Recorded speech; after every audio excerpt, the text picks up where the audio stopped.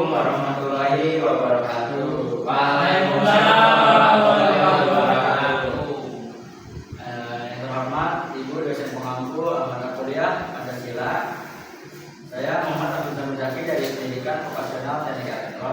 Lalu saya Adrian Abisaka Sutresno dari Pendidikan Vokasional Teknik Elektro. Kami di sini akan memaparkan hasil analisis studi kasus kita pada sila kedua, yaitu kemanusiaan yang adil dan beragam. Nah, yang pertama itu ada data dan fakta cyberbullying di Indonesia. Yang pertama itu ada kekerasan pada pendidikan naik 1% dari 285 kasus di 2023 dan 573 kasus di 2024. Ada KB Biro atau kekerasan berbasis gender online yang meningkat 4 kali lipat pada awal 2024 dari 118 kasus menjadi 480 kasus, dan itu platform yang paling lawan adalah WhatsApp, Instagram, dan TikTok. Nah, apa sih itu cyberbullying? Nah, cyberbullying itu merupakan tindakan agresif dan berulang yang dilakukan untuk menyakiti, merendahkan, mengancam, dan memalukan seseorang. Jadi ciri utama itu sengaja dan berulang. Dan kedua adalah tidak keseimbangan kekuatan dan sulit dihapus dapat terekam di bidang digital. Nah, sini ada bentuk-bentuk cyberbullying. Yang pertama itu ada menghina atau mengejek, yang terdiri dari body shaming dan ejek penampilan. Contohnya itu ya lu jelek banget sih. Yang kedua ada merendahkan martabat. Contohnya itu mending gak usah dipajar lu. Yang ketiga menyebarkan rumor palsu, yaitu mengajukan reputasi lewat gosip, menyebarkan hoax. Yang keempat, sharing konten pribadi tanpa izin, foto atau video korban diunggah tanpa persetujuan. Yang kelima ada pemasungan atau exclusion, dikeluarkan di grup atau percakapan online dan ditujukan. Yang keenam itu ancaman dan intimidasi, itu pesan yang berisi ancaman kekerasan terhadap korban. Nah, ini kita ada contoh kasus cyberbullying yang terjadi pada Binus School Serpong 2024. Nah, kasus bullying ini siswa senior geng atau geng tari yang menganiaya di kelas yang berupa pemukulan dan sudutan rokok. Foto dan kondisi korban tersebar di media sosial X atau Twitter, viral karena melibatkan anak figur publik, dan netizen membalasnya dengan menghujat pelaku di media sosial. Pelanggarannya itu kemanusiaan, keadilan, dan peradaban. Ininya melalui gaya rambut yang dipilihnya sendiri. Bentuk bullyingnya itu kekerasan fisik dan seksualitas verbal. Kasus yang kedua itu ada pembunuhan SMP Cilacap pada tahun 2023. Siswa SMP menganiaya temannya di lapangan dan teman-temannya hanya merekam dan tidak melerai.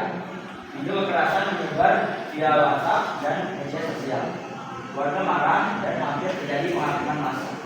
Pelanggarannya itu mengubah penderitaan menjadi tontonan dan hilangnya empati dan rasa beradab. Bentuk bullying yang dilakukan adalah penderitaan menjadi tontonan. Kasus ketiga, sekolah Muara ini 2024. Awalnya saling ejek di media sosial, berkembang jadi cyberbullying antara kelompok siswa. Ujian kebencian dan hinaan pun tak terelakkan. Konflik merembet ke dunia nyata dan orang tua ikut terlibat. Dan polisi perlu memediasi kasus ini. Pelanggaran yang dilakukan adalah ujaran kebencian digital, menghakimi tanpa dialog, dan merusak kerukunan sosial. Bentuk bullying yang dilakukan adalah kebencian digital dan polarisasi.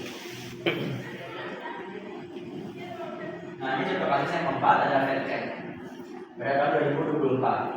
Dia bermuda di luar negeri yang diduga karena tekanan mental dan eksploitasi finansial. Kisahnya viral di TikTok dan X Indonesia, netizen Indonesia simpati, tapi juga menghujat pihak yang dianggap pelaku dan doxing cyberbullying massal. Pelanggaran yang terjadi itu pengadilan jalanan digital mengabaikan keadilan kemanusiaan semua pihak. Bentuk bullying yang dilakukan adalah penghakiman massa tanpa proses yang adil. Selanjutnya di sini ada analisis terhadap sila kedua. Sila kedua Pancasila berbunyi kemanusiaan yang adil dan beradab. Memiliki 3 pilar nilai, yaitu kemanusiaan, keadilan, dan keberadaban.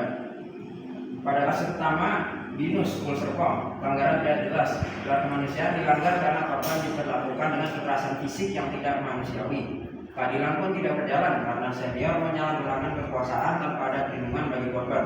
Dan dari sisi keberadaban, tindakan brutal serta penyebaran foto korban menunjukkan hilangnya rasa hormat dan nilai etika.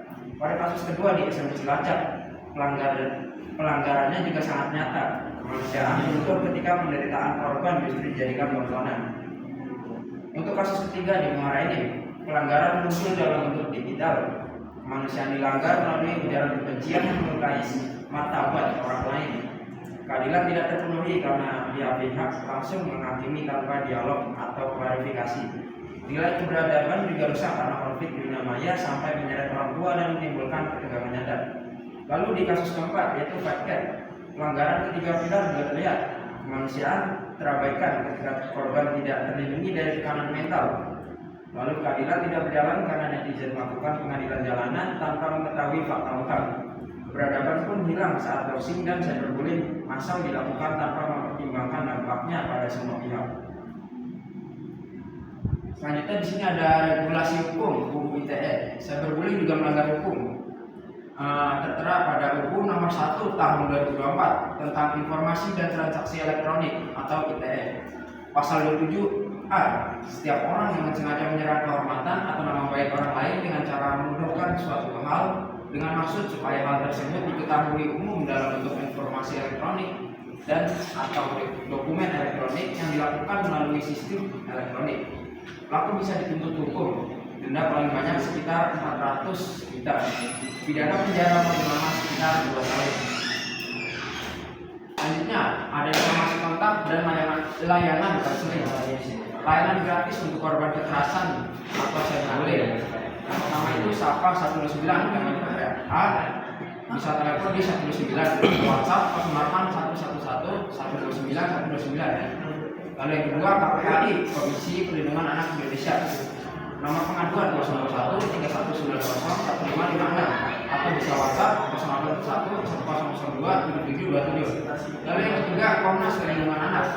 Nomor telepon 021 8779 1818 atau 841 6157. Selanjutnya ada layanan konseling 119 isi jiwa, konseling psikologi.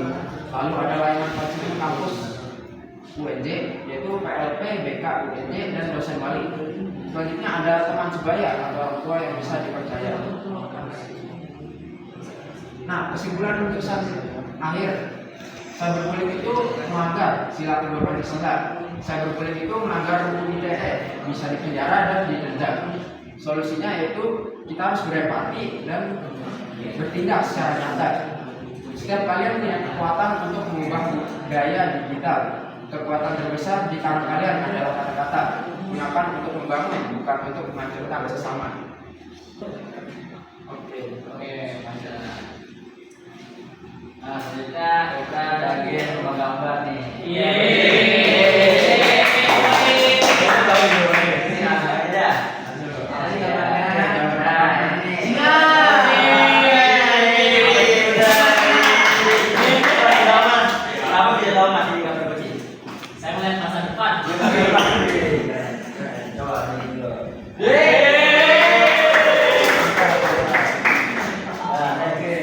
Gambar selanjutnya apa ini?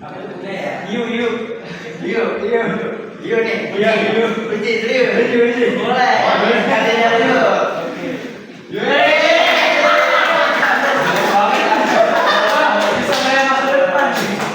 Bukan gue dari masa depan.